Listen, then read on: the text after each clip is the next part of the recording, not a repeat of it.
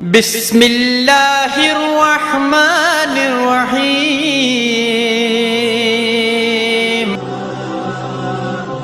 ایک شخص حضور کی خدمت میں حاضر ہوا، کہا حضور تنگ دست بڑا ہوں، کثیر العیال ہوں، بچے زیادہ ہیں، ذرائع آمدنی تھوڑے ہیں، میرے لیے کوئی نسخہ ارشاد فرمائیے۔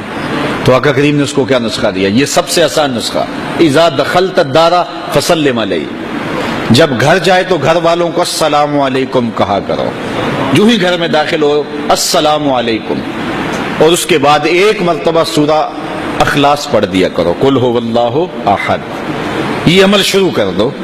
تو کہا یہ بالکل آسان وظیفہ ہے، گھر جاؤ السلام علیکم اور اس کے بعد ایک مرتبہ سورہ اخلاص، اس عمل کو نہ چھوڑنا۔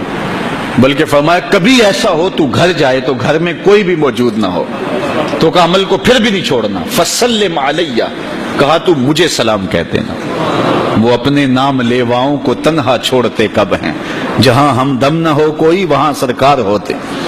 کہا کہ جب کوئی نہ ہو گھر میں تو کہا عمل نہیں چھوڑنا، پھر مجھے سلام کہنا اور پھر ایک مرتبہ سورہ اخلاص پڑھ دینا۔ وہ صحابی کہتے ہیں میں نے عمل شروع کر دیا، گھر جاتا السلام علیکم، گھر والے بھی خوش، اور اس کے بعد سورہ اخلاص بیٹھنے سے پہلے پڑھ لیتا، اور اگر گھر میں کوئی نہ ہوتا پھر تو مجھے چاہ چڑھ جاتے، پھر میں یا نبی سلام علیکہ پڑھتا، پھر حضور کی بارگاہ میں سلام پیش کرتا۔ اور ملکاری نے اس پہ گفتگو کی ہے مرقات شرح مشکات کے اندر کہ آخر حضور کو سلام کیوں کہنا ہے؟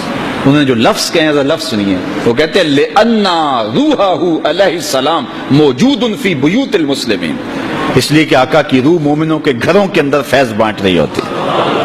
تو کہا پھر مجھے سلام کہہ دینا، وہ کہتے ہیں میں جاتا اور حضور کو سلام کہہ دیتا اور اس کے بعد سورہ اخلاص پڑھ دیتا۔ پھر ہوا کیا؟ اللہ اکبر، ہمارے استاد کہتے تھے اگر کسی کے اندر حسد ہوگا تو وہ یہ عمل نہیں کر سکتا، حسد نہیں ہے تو وہ عمل شروع آج ہی کر دے۔ وہ کہتے ہیں حتی افاد اللہ جیرانہ، اس عمل کی برکت سے میں نے تو امیر ہونا ہی ہونا تھا، میرے ہمسائے بھی امیر ہو گئے۔